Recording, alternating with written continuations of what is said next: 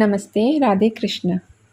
ഇന്ന് ഞാൻ ഇവിടെ പറയാൻ പോകുന്നത് വിദുരരുടെയും വിദുരരുടെ പത്നിയായ സുലഭയുടെയും കണ്ണനോടുള്ള ഭക്തിൻ്റെ ഒരു കഥയാണ്.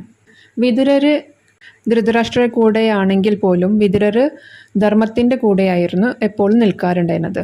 വിദുരനാണെങ്കിൽ ശ്രീകൃഷ്ണ ഭഗവാനെ ഭയങ്കര ഇഷ്ടമായിരുന്നു, ഭയങ്കര ഭക്തനായിരുന്നു കൃഷ്ണൻ്റെ. വിദുരപത്നിയും അങ്ങനെ തന്നെയായിരുന്നു.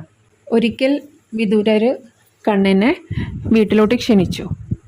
അപ്പോൾ കണ്ണൻ പറഞ്ഞു, സമയമാകുമ്പോൾ ഞാൻ വരാമെന്ന് പറഞ്ഞു.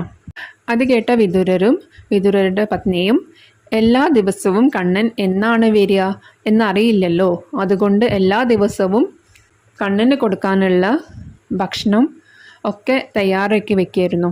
എന്നാ കണ്ണൻ വരിക, കണ്ണൻ വന്നിട്ടുണ്ടെങ്കിൽ അപ്പോൾ ഭക്ഷണമൊക്കെ കൊടുക്കണമല്ലോ, അതിന് വേണ്ടിയിട്ട്. അങ്ങനെ എന്നും അവർ കാത്തിരിക്കാറുണ്ടായിരുന്നു. അങ്ങനെ ഇരിക്കുമ്പോൾ ഒരിക്കൽ വിദുരപത്നി സ്നാനം ചെയ്തുകൊണ്ടിരിക്കുമ്പോഴായിരുന്നു കണ്ണൻ വന്നത്.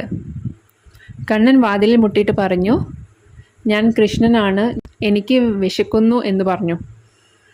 ഇത് അകത്ത് നിന്ന് കേട്ട വിദുരപത്നിയാണെങ്കിൽ താൻ സ്നാനം ചെയ്തുകൊണ്ടിരിക്കുകയാണ്, എല്ലാം മറന്നു. പകുതി വസ്ത്രമായിട്ടാണ് ഓടി വന്നിട്ട് വാതിൽ തുറന്നത്. എന്നിട്ട് കണ്ണനെ കണ്ടതും കണ്ണനെ കെട്ടിപ്പിടിച്ചു. ആകെ നനഞ്ഞിരിക്കുന്ന വസ്ത്രമായിരുന്നു. കെട്ടിപ്പിടിച്ചപ്പോൾ കണ്ണനും നനഞ്ഞു. കാരണം വിദുരപത്നിയാണെങ്കിൽ ഭയങ്കര സന്തോഷത്തിലും പിന്നെ കണ്ണനോടുള്ള സ്നേഹം കൊണ്ടും കണ്ണൻ വന്ന ആ ഒരു സ്നേഹം കൊണ്ടും ഭക്തിയിൽ ഇങ്ങനെ മുഴുകിയിരിക്കുന്നു. അവർ വേറൊരു ലോകത്തോട്ട് തന്നെ പോയത്. അങ്ങനെ വിദുരപത്നി കണ്ണനെയും കൊണ്ട് അകത്തോട്ട് പോയിട്ട് കണ്ണനെ പീഠത്തമ്മ ഇരുത്താൻ വേണ്ടിയിട്ട് പീഠം എടുത്തു വെച്ചു. പക്ഷേ ആ പീഠത്തമ്മേ വിദുരപത്നി കയറിയിരുന്നു, കണ്ണനെ നിലത്തും ഇരുത്തി. കാരണം അവർ ഭക്തിയിൽ അത്രയും മതിമറന്നിരിക്കുകയായിരുന്നു. ഒന്നും അറിയണ്ടായിരുന്നില്ല, അവരെന്താ ചെയ്യണമെന്ന് അവർക്ക് തന്നെ അറിയില്ലായിരുന്നു. എന്നിട്ട് കണ്ണിന് കൊടുക്കാൻ വെച്ചിരുന്ന ഫലങ്ങളൊക്കെ എടുത്ത് വെച്ചിട്ട് അതിൽ നിന്ന് പഴം എടുത്തു. എന്നിട്ട് പഴത്തിൻ്റെ തോല് ഊരിയിട്ട് പഴം നിലത്തിട്ട് കളഞ്ഞു. എന്നിട്ട് തോല് കണ്ണിന് കൊടുക്കാൻ തുടങ്ങി. കണ്ണനാണെങ്കിലോ ഈ കിട്ടിയ പഴത്തിൻ്റെ തോലാണെങ്കിൽ അമൃതം കഴിക്കുന്ന പോലെയായിരുന്നു കഴിക്കേണ്ടിയിരുന്നത്. അത്രയും സ്നേഹത്തോടു കൂടി കണ്ണൻ ആ പഴത്തിൻ്റെ തോല് സ്വീകരിച്ചു. പെട്ടെന്നാണ് വിദുരർ അകത്തോട്ട് കയറി വരുന്നത്. വിദുരർ ഇത് കണ്ടപ്പോൾ വിദുരർ ആകെ പേടിച്ചു പോയി. ഇത് എന്താണ് ഇവളി ചെയ്യണത്, ഇവൾക്ക് എന്ത് പറ്റി, ഇവൾക്ക് ഭ്രാന്തായോ എന്ന് വിചാരിച്ച് ഓടിപ്പോയി കണ്ണിൻ്റെ കാൽക്കൽ വീണ് കണ്ണനോട് ക്ഷമ ചോദിച്ചു. ഇവൾക്ക് അറിയാണ്ട് പറ്റിയതാണെന്നൊക്കെ പറഞ്ഞിട്ട്. പക്ഷെ നമ്മുടെ കണ്ണൻ എന്താ പറഞ്ഞത്, സാരമില്ല, ഇത്രയും ഭക്തിയോട് കൂടി തരുന്ന ഈ പഴത്തിൻ്റെ തോലാണ് എനിക്ക് ഏറ്റവും ഇഷ്ടമെന്ന്.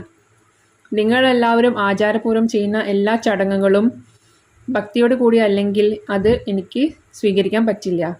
പക്ഷെ ഭക്തിയോട് കൂടി എനിക്ക് ഈ പഴത്തിൻ്റെ തോല് തന്നാൽ പോലും അതാണ് എനിക്ക് ഏറ്റവും പ്രിയമെന്ന്. ഭഗവത്ഗീതയിലും അത് പറഞ്ഞിട്ടുണ്ടല്ലോ. ഒരു ഇല അല്ലെങ്കിൽ വെള്ളം അല്ലെങ്കിൽ പൂവ് എന്തും ഭക്തിയോട് കൂടി വെച്ചു കൊടുത്തിട്ടുണ്ടെങ്കിൽ ഉണ്ണി അത് സ്വീകരിക്കും. അല്ലാണ്ട് നമ്മൾ വലിയ വലിയ സാധനങ്ങളൊക്കെ കൊടുത്ത് വിചാരിച്ചിട്ട് കണ്ണൻ അത് സ്വീകരിക്കണമെന്നില്ല.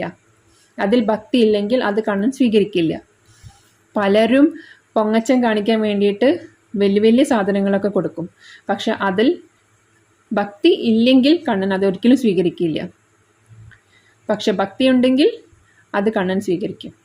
ഇപ്പോൾ വിദുരപത്നി കൊടുത്ത പോലെ പഴത്തിൻ്റെ തോലാണെങ്കിൽ പോലും അതും കണ്ണൻ സ്വീകരിക്കും. കാരണം നമ്മൾക്ക് ഇപ്പോൾ കിട്ടിയിട്ടുള്ള പല സാധനങ്ങളും നമ്മുടെ കണ്ണൻ തന്നെയാണ് നമ്മൾക്ക് തന്നിട്ടുള്ളത്. പണമായാലും നമ്മുടെ സ്വത്തുക്കളായാലും എന്ത് തന്നെയായാലും അത് കണ്ണൻ തന്നെയാണ് നമ്മൾക്ക് തന്നിട്ടുള്ളത്. പിന്നെ അത് തന്നെ നമ്മൾ കണ്ണന് തിരിച്ചു കൊടുത്തിട്ട് വലിയ ആളാവേണ്ട ആവശ്യമുണ്ടോ? കണ്ണൻ നമ്മൾക്ക് തന്നതിൽ നിന്ന് ഒരു ഭാഗം നമ്മൾ കണ്ണന് തിരിച്ചു കൊടുക്കുമ്പോൾ അതിൽ ഭക്തി നിറച്ചിട്ടുണ്ടെങ്കിൽ കണ്ണൻ അത് സ്വീകരിക്കും. അല്ലാണ്ട് കണ്ണൻ നമ്മൾക്ക് തന്നത് നമ്മൾ ഭക്തിയും ഒന്നുമില്ലാണ്ട് തിരിച്ചു കൊടുത്തിട്ട് എന്ത് കാര്യമുള്ളത്? കണ്ണൻ തന്നെയല്ലേ നമ്മൾക്കത് തന്നത്.